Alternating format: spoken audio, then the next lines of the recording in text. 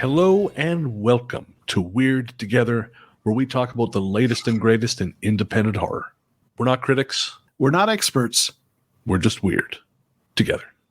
I'm Brennan Storr, host of the Ghost Story Guys podcast. I'm Joseph Camo, host of The Cardinal Rule. And I am happy to be here back on our live stream. We're a week ahead of schedule because, Joseph, you work like a grown-up. You have to travel.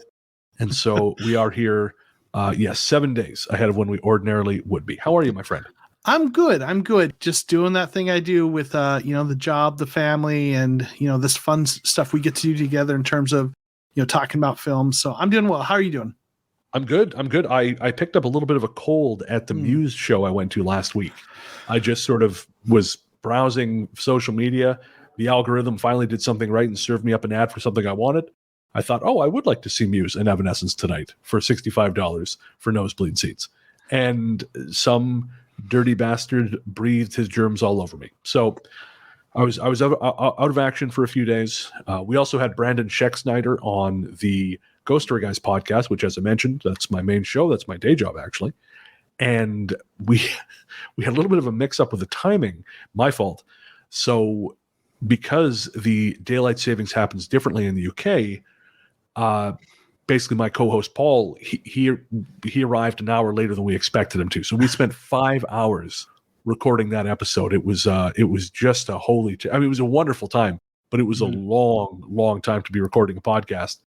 And at the end of it all, I just collapsed. And then just as I was about to fall asleep, I thought, I think I'm getting sick. And sure enough, I was. But I'm better. I'm excited to be here with you.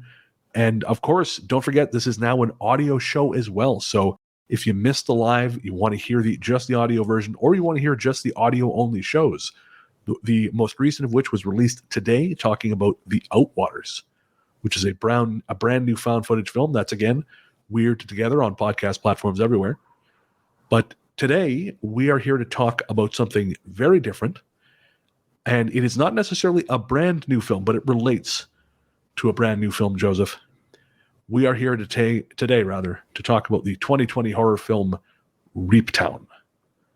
And Reaptown tells the story of Carrie, a recently released prisoner who is on work release and who ends up working the night shift as a security guard in a very visually interesting but also terrifying railway museum while spending her days trying to find her missing sister. As Carrie's days are spent looking for her sister, her nights get longer and longer until she starts to realize something is very wrong and that she may not have quite as much time as she thought. Joseph, I think this is going to be one of our shorter shows. I think you and I were saying we don't have quite as much to say about this one, but I really did enjoy it. And we're going to talk about why. But as we always say on this show, before you can talk about a movie, you got to acknowledge that you don't ever watch a movie just in isolation, because you take into the movie theater, or in this case, the living room, every movie you've ever seen, the day you had, all that good stuff. And so before we talk about the movie, we've got to unpack the baggage. Joseph, my friend, what was your baggage going into Reaptown? Yeah, I didn't really have much. I didn't have any familiarity with the work of this filmmaker. I knew it was going to be something maybe a little bit creepy, but not, we've done a lot of found footage types of films, and it wasn't going to be anything like that. When you look at the cover art, maybe there's a little bit of reminiscent of the Babadook or Babadook or whatever. I can't say the word, but the film that everyone loves. Yeah. So, you wonder if it's going to be anything like that, but really didn't have a lot of baggage going to other than that. Okay. So for me, a little bit different. For me, the reason we're doing Reaptown is because the director, Dutch Marich, I believe I'm getting his last name right. He is someone whose work I've been following since last year, when not his first film, but when the film Horror in the High Desert was released. I think I rented it as a random pick on Google Play, which I will sometimes do. Sometimes that's how I find movies for this show. I will just look at what's new and kind of let the vibes guide me. And sometimes that doesn't work, as with the monster movie I was telling you about off air. But sometimes it does. And with Horror in the High Desert, it very much worked. It was kind of a little sleeper hit. It was a really, really good found footage film. And I saw about a week and a half ago that the sequel was out. Horror in the High Desert 2 Minerva. So I rented it, and I thought, well, this would be perfect for the show because I can make you watch Horror in the High Desert. I'll have someone to talk about it with, and we can watch the sequel. But watching it, one of two things occurred to me. One, we had just done 2 found footage films. We did Mean Spirited and The Outwaters, and I guess technically Skinamarink, if you want to be particular. Mm-hmm. And also, because there was a period where Minerva was not available in Canada, I had to rent it through a VPN and this Bobo credit card I use with an American address. It's a process. I have to really want to watch something to do this, and I really wanted to watch this. So I rented it through a VPN, which meant I had to watch it through a VPN, which meant the quality was for shit. And consequently, it was really tough to engage with it. So it's now available in Canada. I've rented it again. I want to take another run at it because, again, I like the first one so much. So we're not talking about Minerva today, but I do encourage you to check that one out. Again, that's Horror in the High Desert 2 Minerva. It's available on Google Play, I believe Apple or iTunes as well. And as always, we encourage you to pay money to watch these films because that's how independent filmmakers keep going. But yeah, so that was my baggage. Was I went into Reaptown knowing nothing about it other than, I'm going to watch another film by Dutch Marich because, again, I enjoyed Horror in the High Desert. And there was stuff that I liked about Minerva, but again, because of the streaming stuff, I couldn't engage with it. So I thought, all right, let's give this a shot. So I would say that was more or less my baggage going in. Nice. Real quick, want to say hey to Rin, who's here hanging out with us. Got the comment in the chat a week early. I'm glad to see the post. Good evening, dear sirs. We appreciate you being one of the folks who's with us every week. Rin, definitely appreciate you. Oh yeah. Rin's by this point is an old friend of mine, and I've told her before. It's always nice seeing her show up. Rin is it's always nice. It's nice having a friend like Rin in your corner. For sure. So, all right, my friend. We're going to talk about Reaptown. There's only one way we can do that. One place where men can be men and movies can be dissected, and that is the Toctagon. Welcome to the Toctagon. 2 men enter, 2 men leave. All right, Joseph. This, I believe, I'm going to take a wild stab in the dark here, which is where I am. I don't know why it looks so fucking dark in here. This is why I make podcasts and not movies. You're filming from the site of Reaptown. Yeah, exactly. I'm filming from the Northern Nevada Railway Museum in Ely, Nevada. Mm-hmm. I don't know what's going on. Anyways, I swear the room is not actually this dark. It looks like Halloween Town in here. But anyways, I'm guessing I liked this more than you did. Once again, you know me well. I didn't. There were things I liked about it, and I always. One of the things I talk about is I want to calibrate expectations in a way that's fair because this is an independent filmmaker who doesn't have a huge budget and has certain constraints based on that. So I always look for what is the film doing well, and there were some things that it did well, but I think you did like it better than I did. Real quick, Jonathan R. saying, hey guys, I've missed a few of these. Well, we're glad you're here tonight. So thank you for hanging out with us. Hey, Jonathan. And if you want to catch up, again, we're an audio show now too, and all the live streams are cleaned up and put into audio version on our RSS feed. So you can find that in the show notes. Maybe not at the moment, but you can find it if you go to weirdtogetherpod.com and you'll find links to everything there. Yeah. So, but yes, I think you liked it more than I did. But there were some things that I liked about the film though. All right. Well, let's start with the reservations. Hit me with your best shot. So you want the we're going to go with the stuff that I didn't like as much. I think they relied a little too much on the site. I mean, the Nevada Northern Railway Museum where they shot was an outstanding site. Had a lot of really neat, freaky, creepy spaces to work with. It was really great for some of the panoramic shots. So it was a great location. I felt like there were points in the film where they leaned too much on let's make the camera go around the creepy, shadowy garage or whatever the space you want to call it, and just let the creepy shadows scare us. And it's just something about that didn't work, at least not with as much as they did it. Maybe, if it hadn't, maybe it was just there was too much of it, maybe if they used it a little more judiciously. So that didn't really work for me.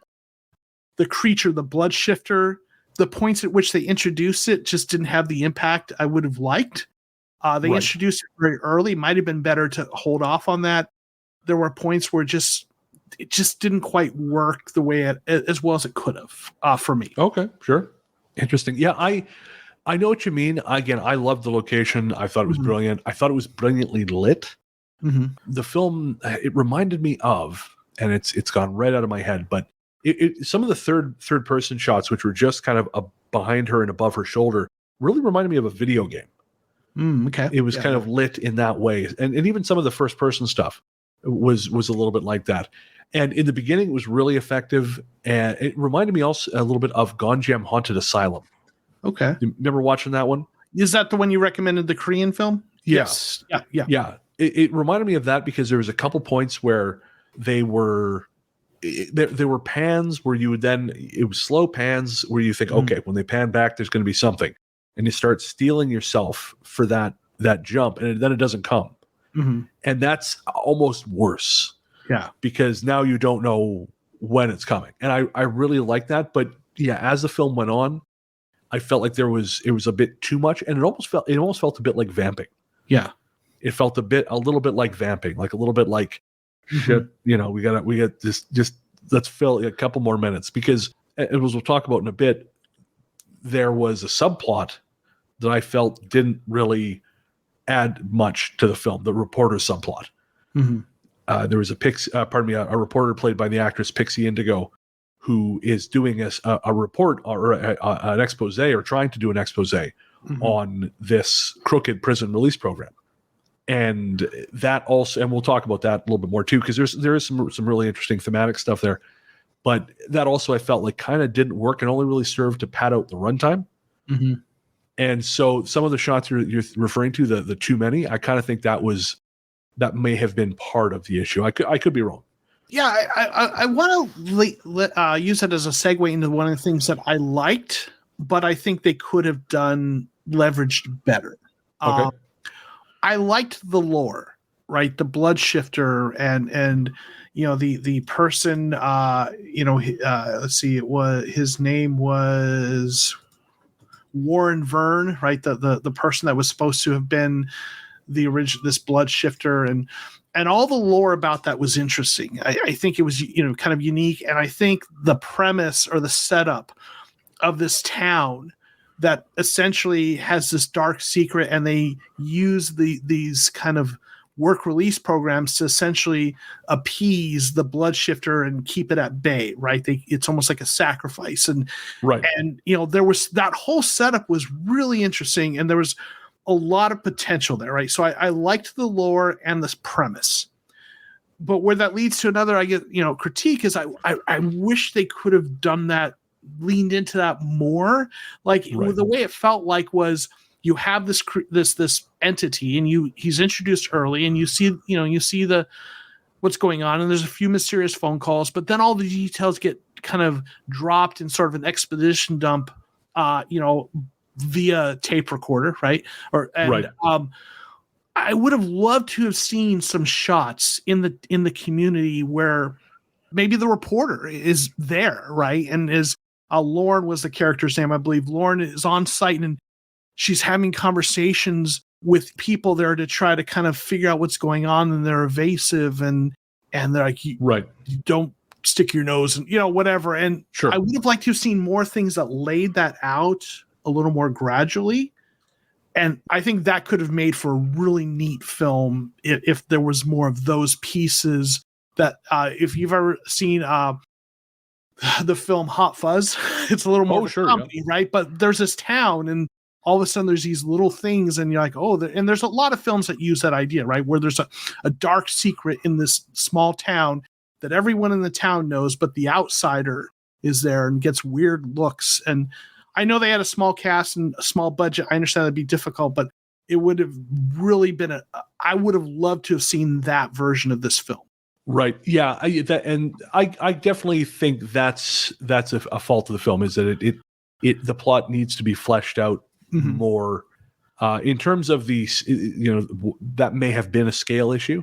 Yeah. Because again, the director's film, The Dark Hand, I think was budgeted around 150 grand. And if I had to guess, this is probably not that far off. Yeah. So that's nothing, so I can imagine that getting additional cast may have been a challenge, but you're right. I think more time could have been spent building out the idea. I mean, I will say Marich is good at world building. Mm-hmm. That's something I'm really seeing in Minerva, and that's something that I saw in The Dark Hand. The strongest part about The Dark Hand, which, I mean, we're not here to break that one down, but it is the world he builds. Mm-hmm. And I think in a sort of a fun coincidence, similar to The Outwaters, I think Marich, just like Robbie Banfitch, is familiar with a lot of stuff. He's kind of our people in that, he has these interest in paranormal topics. Mm-hmm. He's talking about building out the Horror in the High Desert series into kind of its own little, the horror in the High Desert verse. Mm-hmm. And he's talking about, shadow people and things like this. So I think he's got a good head for lore. Nice. It's just that execution. But again, that may be hamstrung by the budget. Because I mean, Hot Fuzz was shot for £8 million in 2006, right? So I mean, which is actually not a huge budget as films go, but it's a lot more than this film had to work with, no doubt. Oh yeah. So, but again, I think you're onto something there. Of the lore and of the idea of the sacrifice, I think that's one of the film's strongest elements, aside from the cinematography. Which actually, I just want to address that really quick. It's just how fucking good it looks for a film that cost that little. Yeah, it looks great. And there was actually a drone shot that I just adored. And I'm a big Letterboxd nerd. I don't really review movies on there. I do it for my own weird list loving reasons. But one of the things, if something really strikes me about a movie, I'll specifically mention it. And in this, there are a couple drone shots that follow Carrie as she's patrolling the train, the rail yard, and the only lighting is her flashlight, and it looks spectacular. I've never seen drone photography done that way at night in a movie before, and it's simple, but for its simplicity, it's just really cool. I mean, again, maybe I shouldn't be thinking, oh, that shot is cool. Maybe I should just be in the moment, but it was cool, and I feel it's worth mentioning. And again, the use of shadow is exceptional. But and this is something that he did really well in Horror in the High Desert as well. Is like the blacks are so black and so foreboding and so creepy.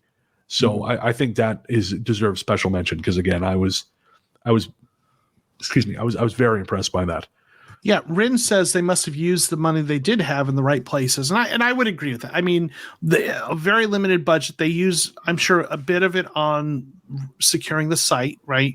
And the drone shots, which were good, and some of the other things. So, I think the drone shot you're talking about does this really great job of setting up just how alone she is out there.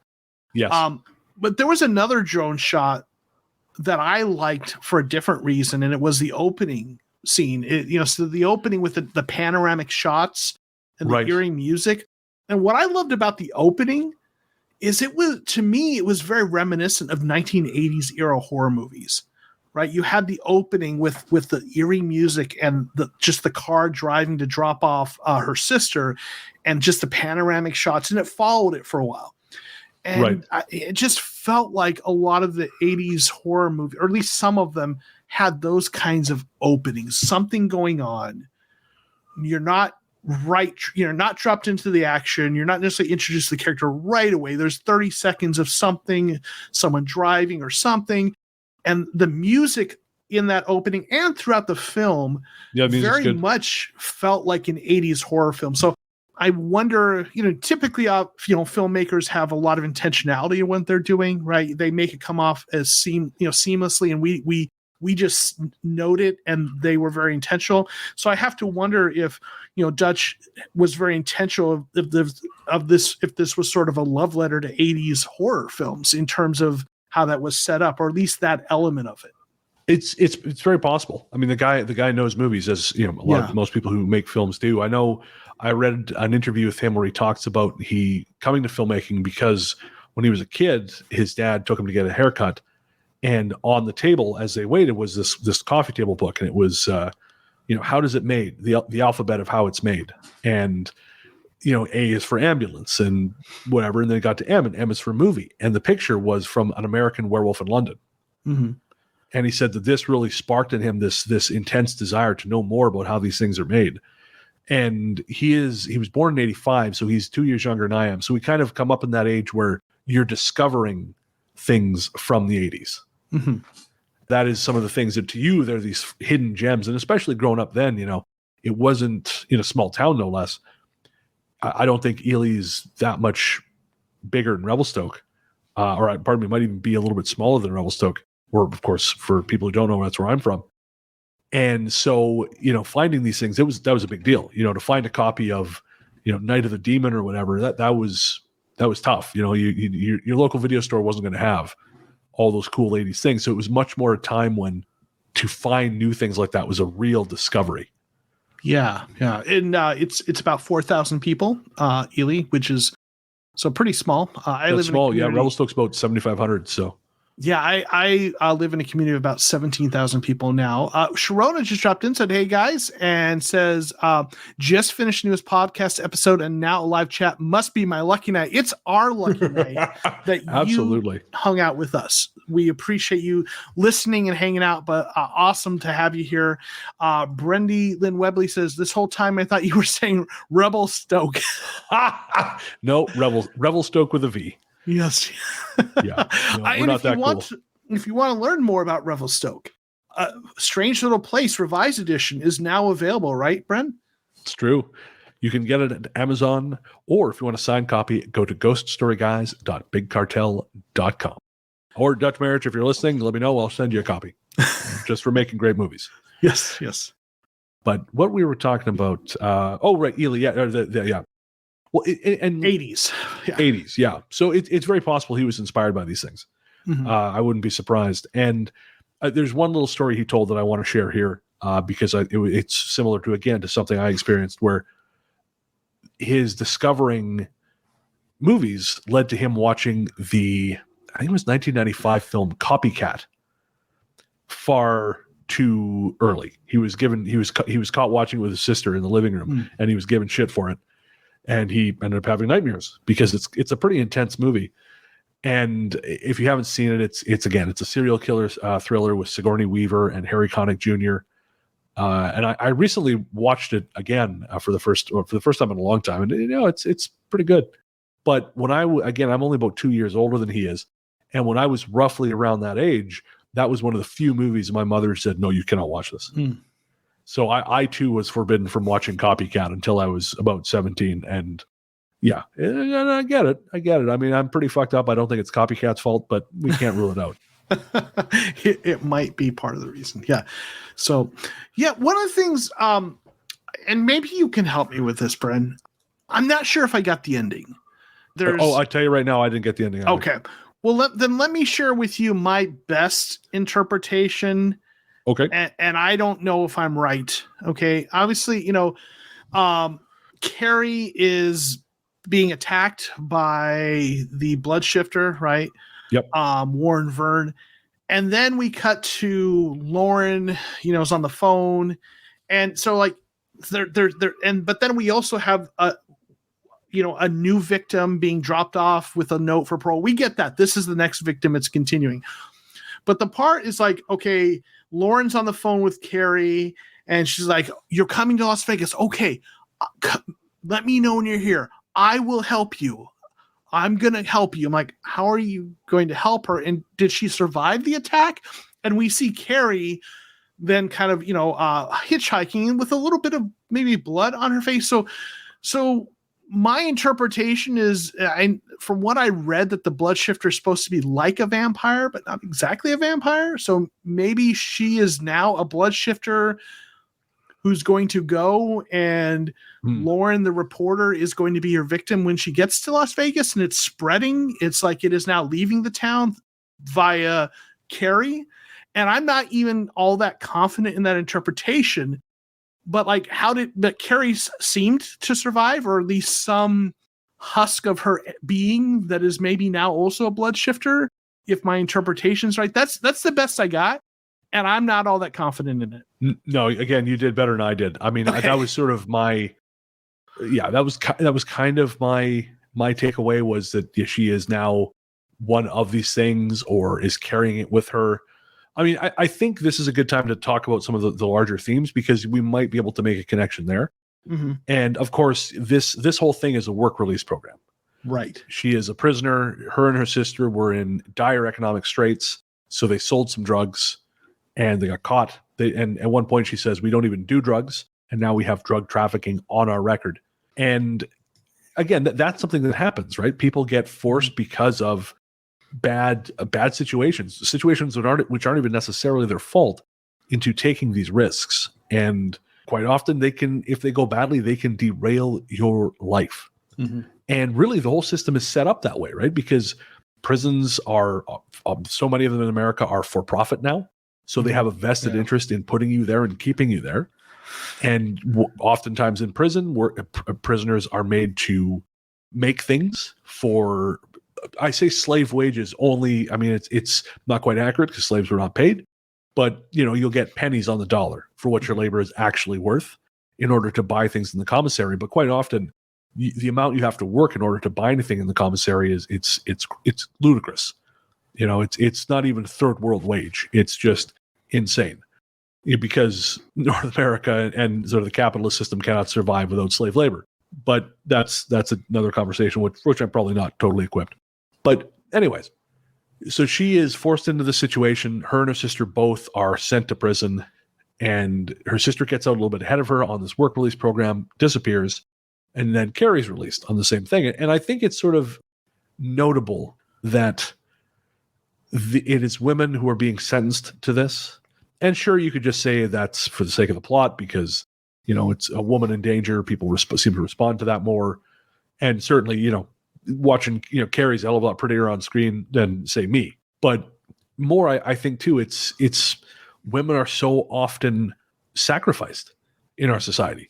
Because these women are literal sacrifices to the blood shifter. And quite often in the world, women are expected to do this invisible labor, which these women are doing as night shift guards, and to sacrifice, and sometimes quite literally, especially in the modern era in America, where so many reproductive rights are being repealed.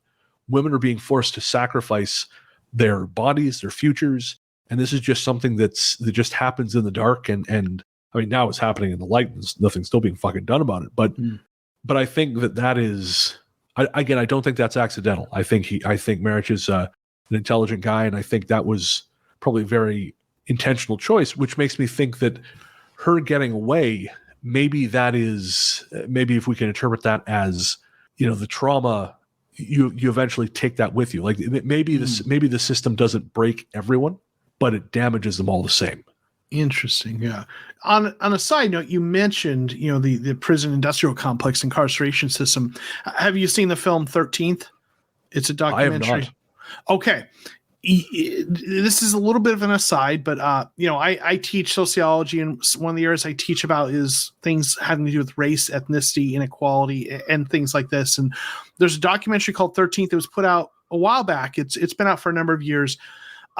It was on Netflix. In fact, last time I checked, if you go to YouTube and go to Netflix's YouTube channel, you can watch it there. They felt it was such an important documentary that they made it available for free on their YouTube channel without having to have the paywall.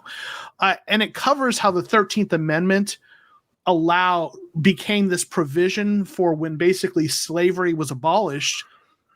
It was sort of this backdoor way to create continued slavery. And the 13th Amendment of the Constitution, I'm going to just real quick, this is a constitutional class. No, real quick. It says neither slavery nor involuntary servitude, except, this is the rub right here, except as punishment for crime whereof the party shall have been duly convicted. So anyway, it basically created this, slavery is not allowed unless it's a punishment for a duly convicted crime. Sure. So obviously, you talked about the new form of slave labor and the prison industrial complex. And when that was created, that amendment, it was very much one of those intentional, or sort of, okay, slavery's been abolished. Well, we'll just make up, bullshit convictions and crimes, and that was really for a lot of people the intent. So what you're talking about there, anyway, the documentary is great. Watch it when you get a chance. Was that an Ava DuVernay film? I have it in my head maybe that she might have been involved with that. No, it's not relevant. That's fine. I think so, actually. Yeah. Because DuVernay is one of those filmmakers who just is consistently making engaging stuff. It is. Yep. That's written by Ava DuVernay. Yep. Okay. Yeah. So anyway, that point is resonant. But then you add to this what you're talking about in terms of, women often being laid at the altar of so many things in society and history. And so, it's not, it's an interesting note and I wonder if it is indeed sort of a commentary to have that as part of the plot. I mean, I think the fact that the ghost is a man is relevant to that. And the fact that there are several scenes where these these guards are lured by the sound of a crying baby.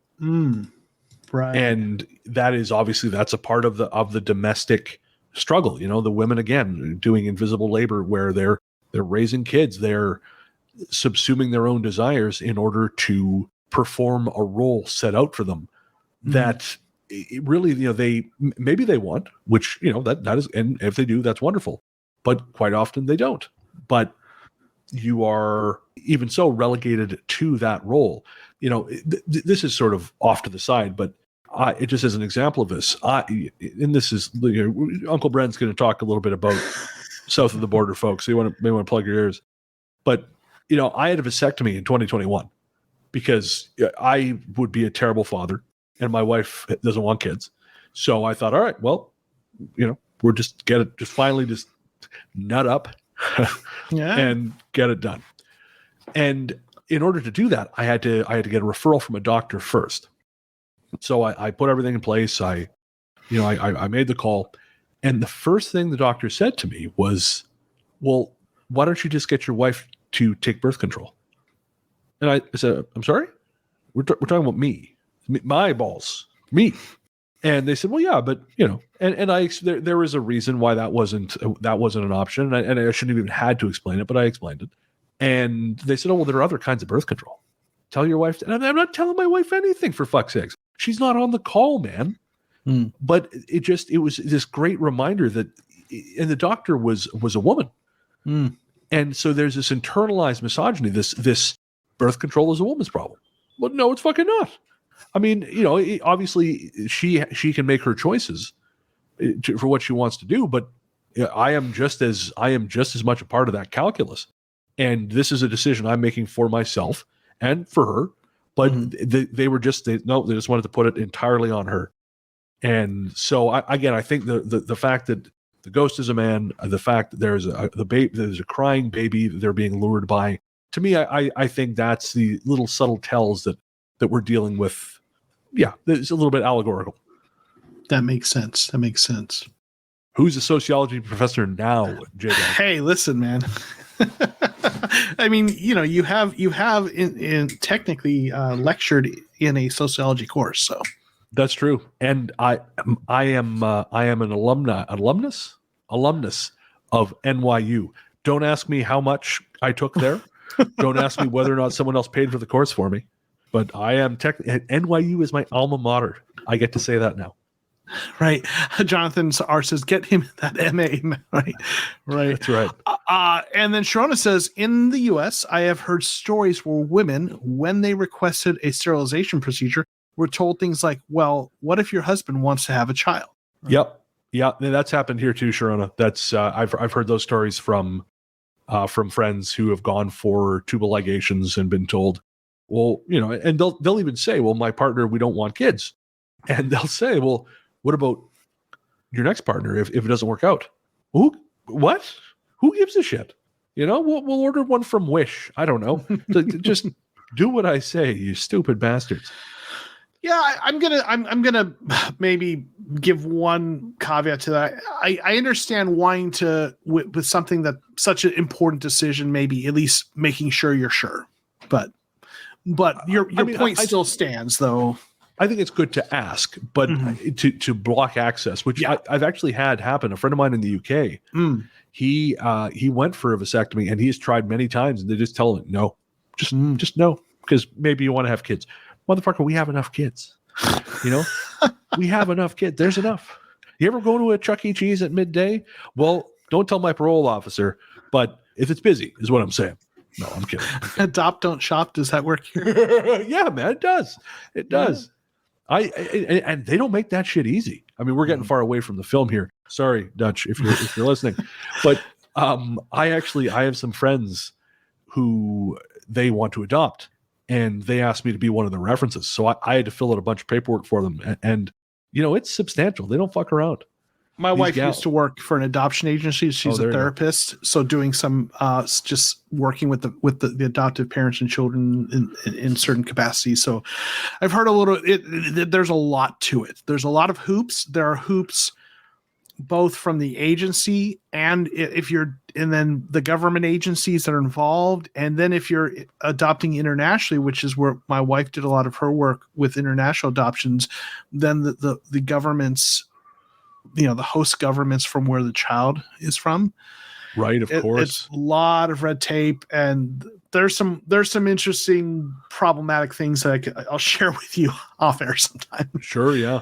Well, and I think this would be even tougher if my friends lived in the States, because they're a same-sex couple.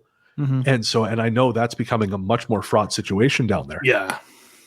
Among many other things, as you guys slide further and further back into the dark ages. Boy, I'm glad I live a 2-hour drive from your border. That's not going to go bad. Oh man, yeah. Jonathan saying, well, they want to make sure the children will be taken care of in the end. Yep. And there obviously there's good reason to make sure and be thorough. Oh yeah, yeah. I believe me. I don't mind at all filling out all that paperwork. Again, it's important, because these kids are already coming from a circumstance that is not great. We don't want to put them somewhere where they're not going to be safe. Yeah. And Sharon says, I'm a huge supporter of adoption. I was adopted, and knowing what I know about my birth mother, she was a friend of my parents, it's the best thing that could have happened to me. Yeah. And absolutely. My father was adopted. My maternal grandfather was adopted. Absolutely. You got it's all about taking the best possible care of the kids. Absolutely. So. And we've moved a little bit away from the film here, Joseph. We were talking about Reaptown. I think we've covered the stuff that we wanted to nail down. It was really the themes of women kind of doing all this invisible labor and being sacrificed to men and babies was sort of my biggest takeaway from it. But I just want to say again how much I enjoyed the cinematography, and to encourage our listeners to watch Horror in the High Desert and Horror in the High Desert 2 Minerva.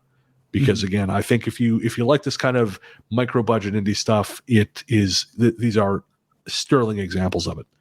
Yeah. But did you have any other thoughts? I just want to say, if the director happens to ever catch this, please know, huge amount of respect for anyone who puts in this effort. There were some really nice things that you did. So whatever critiques I might levy, please know that they come also from a place of respect and appreciation for what I'm sure went into making this film. Yes, I times that by 2. All right.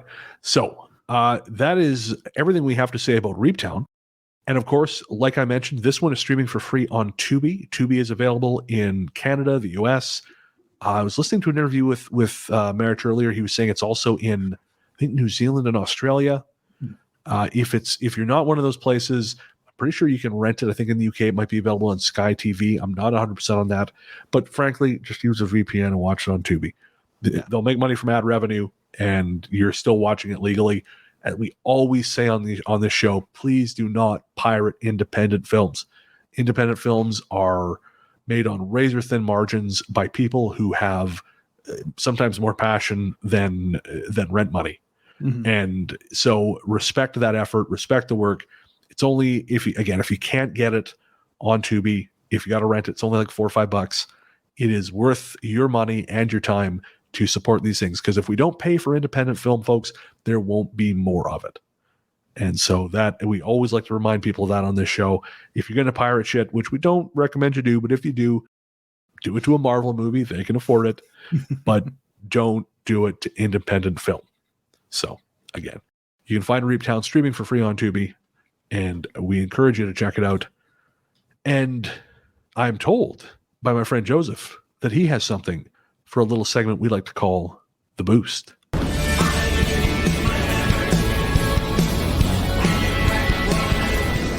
The Boost is where we recommend a film that isn't something we're going to talk about on the mainstream, but is still something that we would like you to see.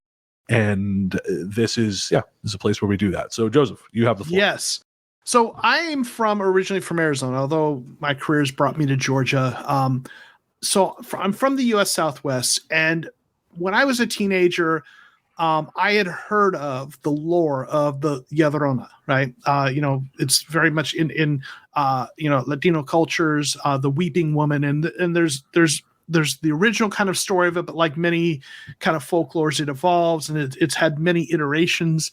But I've always been fascinated because it was just something I was familiar with. And there was a film I watched. It's the 2019 film called La Llorona, not to be confused with The Curse of La Llorona. No, do not watch that one. No, not that one. It's a Guatemalan film directed by Jairo Bustamante. And it's a kind of a new take on the Llorona story, which, the Llorona story, if you're not familiar with it, a woman is jealous, in a fit of jealousy at her because her husband is cheating on her. She kills her children, drowns them in the river. And then when she realizes what she does, comes to her senses, she kills herself.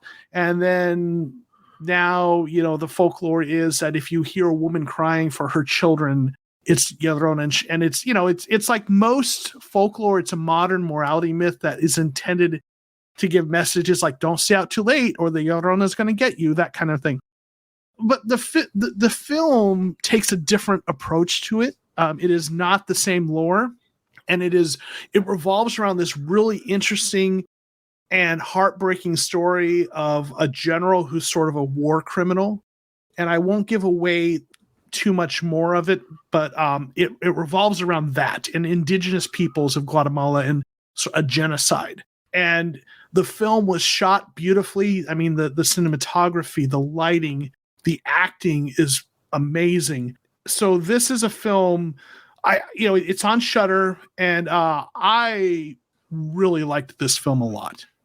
And for our listeners, or viewers, I guess I should say, I've dropped a link to the Letterboxd page for this particular version of La Llorona. And so just to make sure you get the right one, do not watch Curse of, because that is not a very good movie. Right. As Joseph said, that is streaming on Shudder. For me, since we're doing a boost, I would like to recommend to everyone The Silent Forest. The Silent Forest is a 2022 German film. It is about a young woman who is working as a forestry intern in the Bavarian woods when she starts to suspect that her father's disappearance 20 years before may have been more than just some kind of strange accident. And I like to say that only the Germans could make a mystery film that hinges on soil composition. But it is a really good film. Germany's there's a few decent movies like this out of Germany lately. There was one called Sleep, which was really effective. And there's this one, which deals with some truly horrific historical events, which, we're talking about Germany, I'm sure you can figure out what those are. But it is a very powerful film.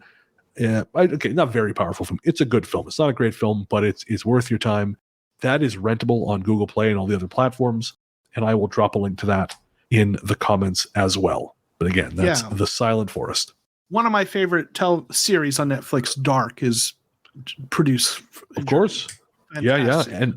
And wasn't they had another one? 1899? That was with it had Jan Gehl from Saloom in it. Yes. Unfortunately, it got canceled after the first season. But I did watch it. Doing. Yeah, they do that sometimes.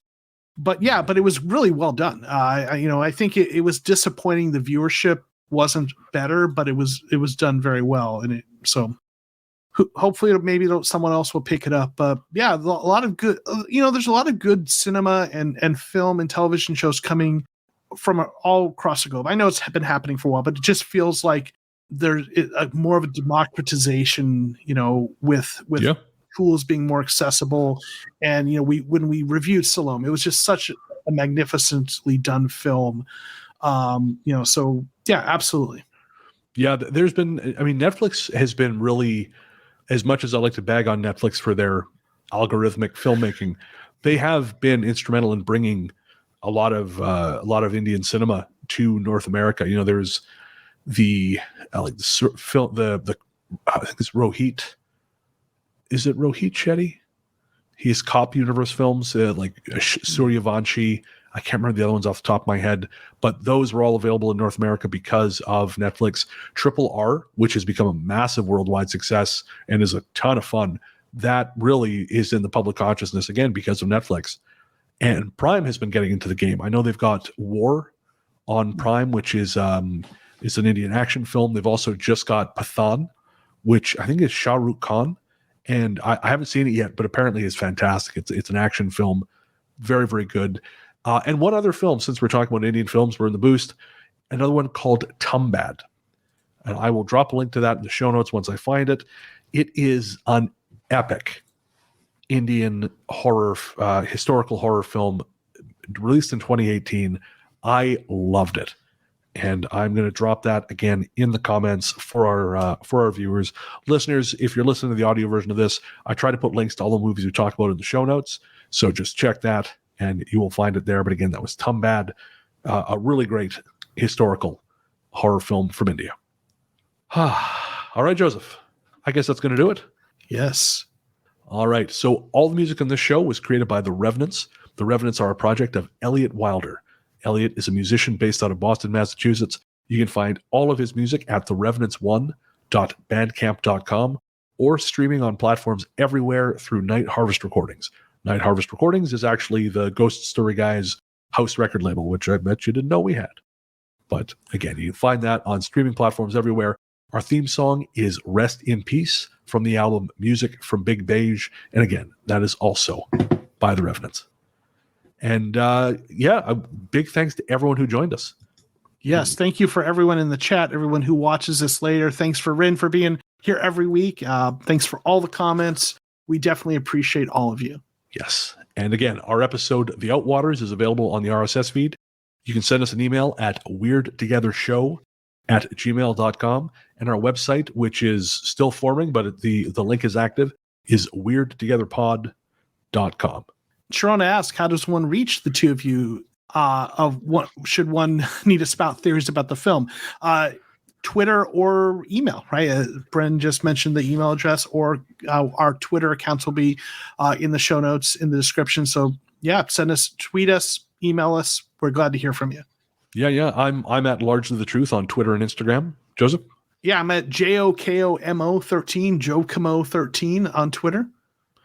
And again, weirdtogethershow@gmail.com or weirdtogetherpod.com, because some son of a bitch took weirdtogetherpod@gmail.com. That bastard. I know, and right? Speaking of bastard, Bren, you mind reading bastard? I love you. It's nice to be loved. Yes. All right, folks, thanks so much for being here. And we will be back. Well, we're on a 2-episode-a-month format now, so the next live show will be on the last Wednesday of April. We don't know what it's going to be yet, but we'll announce that at some point prior to that. And keep your eyes out for an audio episode 2 weeks before that. And until next time, remember, we're weird. And you're weird. So why not be weird together? Thanks, guys.